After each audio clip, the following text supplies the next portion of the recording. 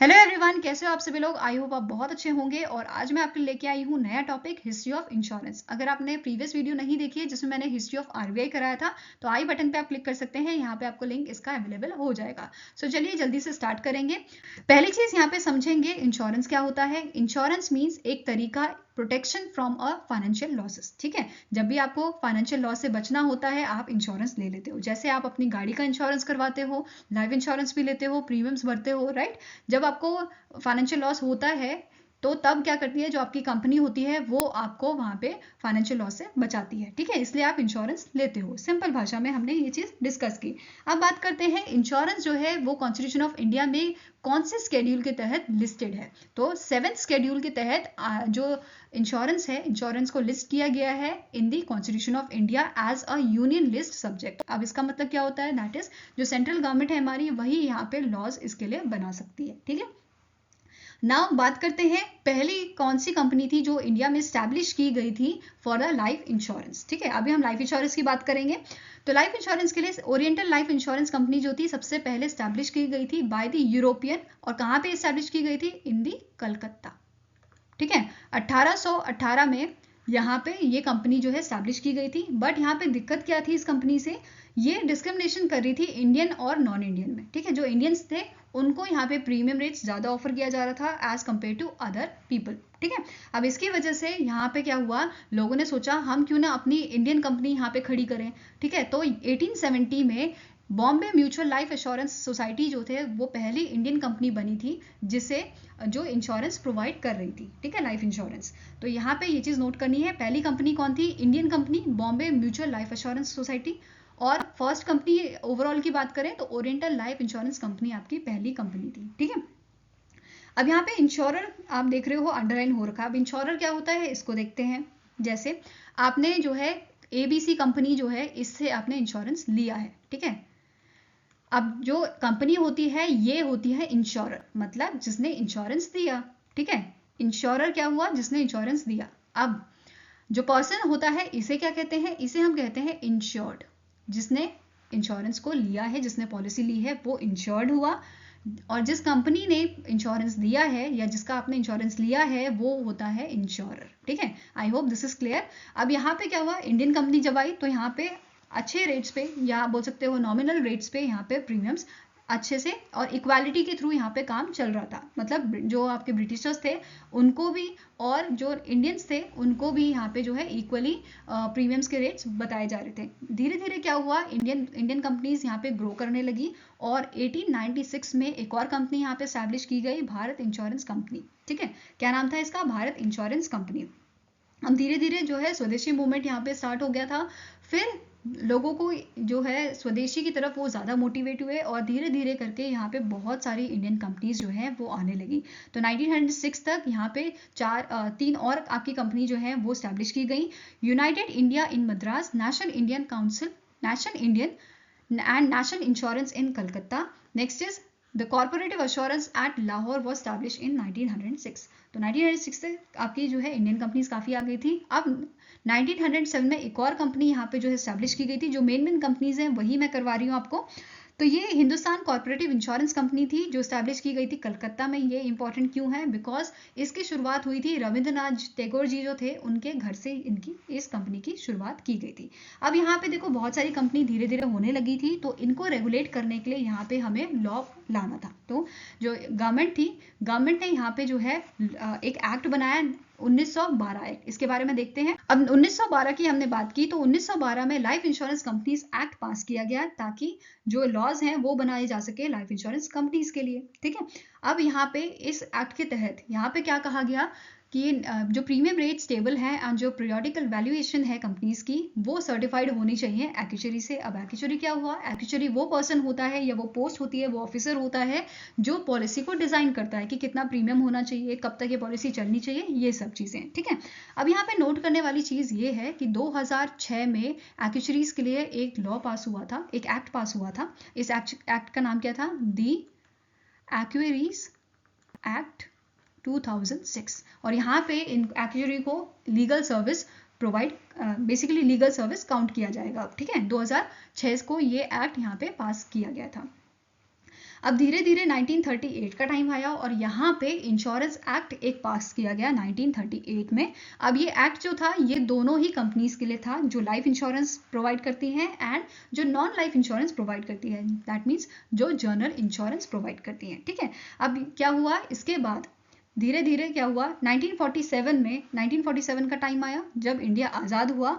उसके बाद यहाँ पे डिमांड आने लगी कि जो कंपनीज हैं लाइफ इंश्योरेंस कंपनीज, इनको नेशनलाइज कर दिया जाए। ठीक है, तो 19 जनवरी 1956 को यहाँ पे लाइफ इंश्योरेंस कंपनीज जो थी उनको नेशनलाइज किया गया, क्योंकि बहुत सारी कंपनीज जो हैं वो इनका डाउनफॉल यहाँ पे देखा जा रहा था और यहाँ पे इसी वजह से नेशनलाइजेशन इसका किया गया था और 245 कंपनीज को यहाँ पे ज्वाइन किया गया था। और इनमें कौन कौन सी कंपनीज आपकी थी, 154 इंडियन इंश्योरेंस कंपनीज थी, 16 आपकी नॉन इंडियन कंपनीज थी एंड 75 इसमें प्रोविडेंट सोसाइटीज आपकी थी जिनको यहाँ पे नेशनलाइजेशन किया गया था।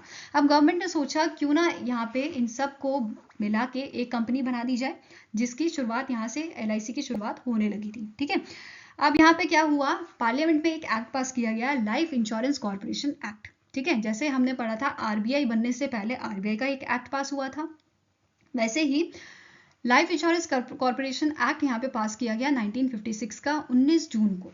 ठीक है, अब यहाँ पे 1 सितंबर 1956 को LIC का गठन किया गया। ठीक है, life insurance corporation of India कब बनी थी, तो 1 सितंबर 1956 को इसका गठन किया गया था। अब यहाँ पे एक और चीज, जो गवर्नमेंट ऑफ इंडिया है ये इंपॉर्टेंट है, गवर्नमेंट ऑफ इंडिया का कैपिटल कॉन्ट्रीब्यूशन यहाँ पे जो था वो था आपका 5 करोड़ का।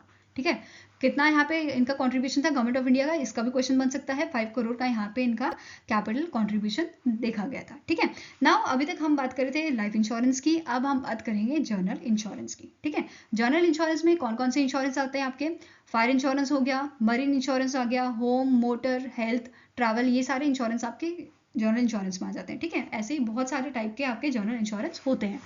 तो जैसे हमने बात की थी पहली कंपनी जो कि स्टैब्लिश की गई थी इंडिया में फॉर लाइफ इंश्योरेंस, वो कौन सी थी आपकी, वो कंपनी थी ओरिएंटल कंपनी। वैसे ही जनरल इंश्योरेंस की कंपनी थी आपकी ट्राइटन इंश्योरेंस कंपनी लिमिटेड। ठीक है, जिसे 1850 में स्टैब्लिश किया गया था कलकत्ता में, और किसने स्टैब्लिश किया था, तो ब्रिटिशर्स ने। ठीक है, ये चीज आपको याद रखनी है। बट जो ये कंपनी थी ये आपके लिमिटेड ही जनरल इंश्योरेंस प्रोवाइड करती थी। ठीक है, फिर यहाँ पे नेक्स्ट कंपनी आई इंडियन मर्केंटाइल इंश्योरेंस लिमिटेड। ये कंपनी ने यहाँ पे सारे, मतलब जो भी आपके जनरल इंश्योरेंस होते हैं तो सारी क्लासेस के जनरल इंश्योरेंस इन्होंने यहाँ पे प्रोवाइड किए। तो क्वेश्चन आपका क्या आ सकता है, पहली कंपनी जो जनरल इंश्योरेंस थी उसमें ये आ सकता है। ठीक है, आंसर क्या होगा, ट्राइटन इंश्योरेंस कंपनी।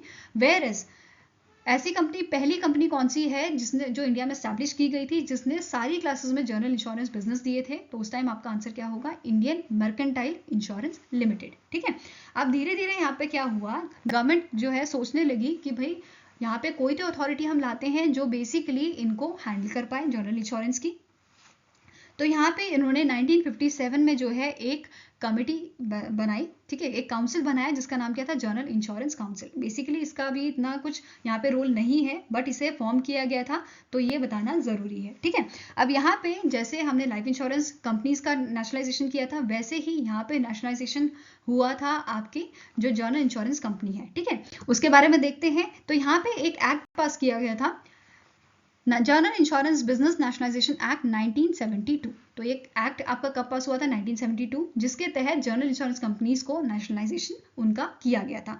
अब जैसे वहां पे कंपनीज मर्ज की गई थी, यहाँ पे भी आपकी 107 कंपनीज जो हैं वो मर्ज की गई थी और उन्हें फर्दर 4 कंपनीज में डिवाइड कर दिया गया था। कौन कौन सी आपकी कंपनीज हैं, नेशनल इंश्योरेंस कंपनी लिमिटेड, ये अभी भी आपकी अवेलेबल है। ठीक है, next is new India insurance company limited, oriental insurance company limited, United India insurance company limited.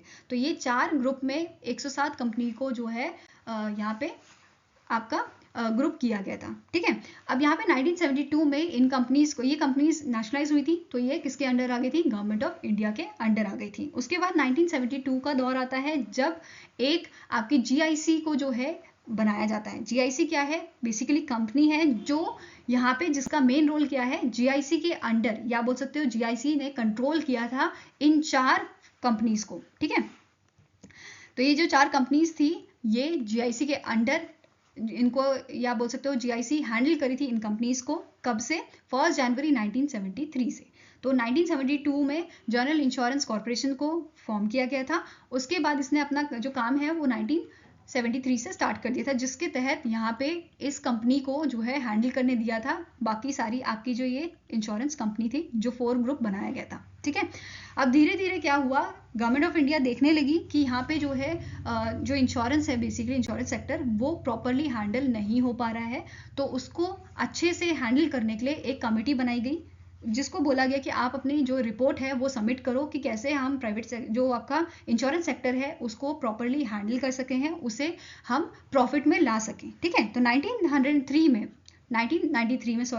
Government of India ने जो है सेटअप की थी एक कमेटी जिसका नाम था मल्होत्रा कमेटी। अब इसके हेड कौन थे, आपके RN मल्होत्रा, जिनके नाम पे कमेटी का नाम रखा गया है।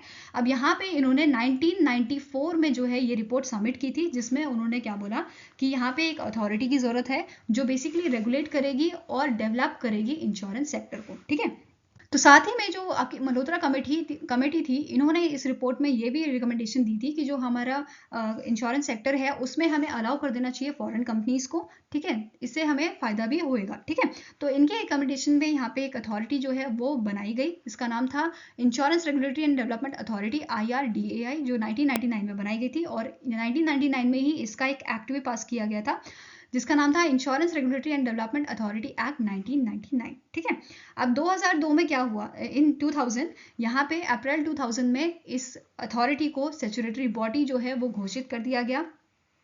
अब यहाँ पे इसे स्टैट्यूटरी बॉडी बनाया गया, इसका मतलब क्या होता है कि ये रूल्स बना सकती है दूसरी कंपनीज के लिए। ठीक है, अब ये रूल्स किसके तहत ये बनाएंगे, under the section 114A of the insurance act 1938, जो हमने पढ़ा था, जिसके under life insurance and general insurance दोनों के ही आपके इन्होंने यहाँ पे क्या किया था, एक्ट दोनों के लिए ही यहाँ पे इसे बनाया गया था। ठीक है, अब यहाँ पे इन 2000 यहाँ पे क्या हुआ था, जैसे यहाँ पे फॉरेन कंपनीज को अलाउ कर दिया गया था। ठीक है, तो यहाँ पे एक चीज जो FDI थी वो यहाँ पे रखा गया था, कितना % यहाँ पे FDI रखा गया था इन 2000, तो ये भी आपको एग्जाम में पूछा जा सकता है। तो यहाँ पे 26% अलाउ था FDI, फॉरेन डायरेक्ट इन्वेस्टमेंट। ठीक है, इन 2014 ये अपडेट किया गया था आपका 46% पे, एंड 2021 इसे 74% पे अपडेट किया गया था, एंड टिल नाउ ये 74% है इन इंश्योरेंस सेक्टर। ठीक है, अब हमने थोड़ी देर पहले GIC के बारे में पढ़ा था, GIC general insurance corporation of India,